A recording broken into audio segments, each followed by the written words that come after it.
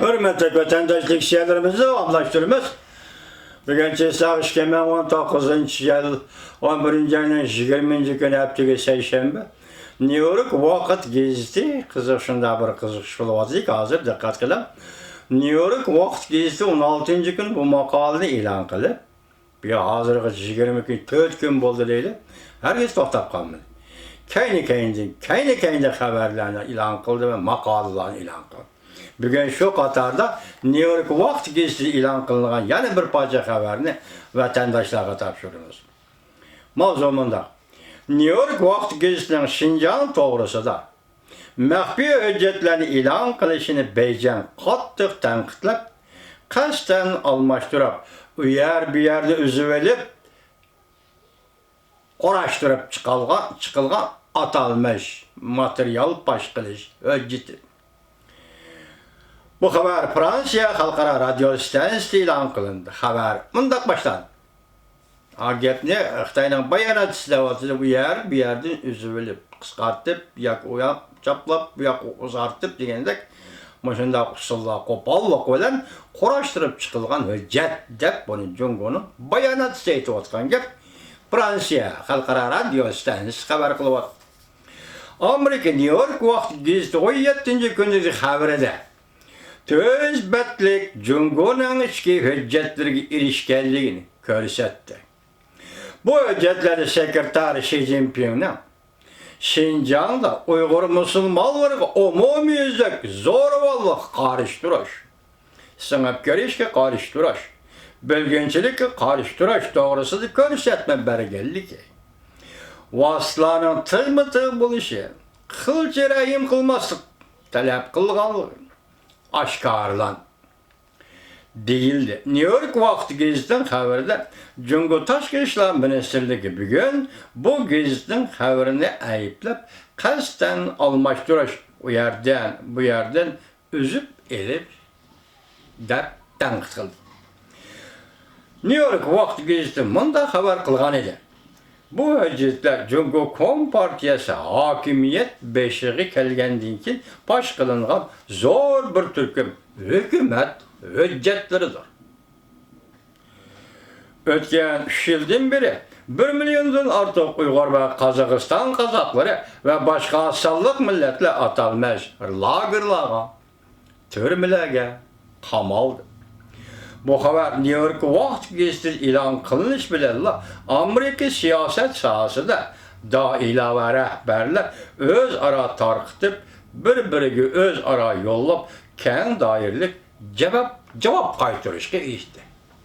Demak, Amerika siyosat doirasidagi arboblar buni diqqat qildi demak.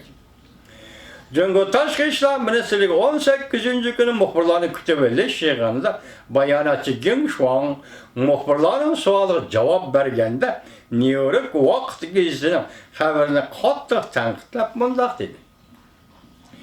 U bu yerdan ko'chirib, uzib olib, qo'pol vositalarni qo'llanib, atalmish pash qilish hujjatini qorashtirib, bu orqali Jungoning terrorizmga qarshi turish harakatini qoralamoqchi bo'ldi.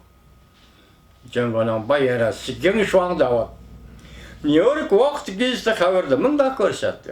Şinjan Uyg'urlari masalasi uzun yillardan beri boshdan oxir Jungo bilan Amerika, Yevropa davlatlari va ko'p davlatlar o'rtasidagi masalaga aylandi.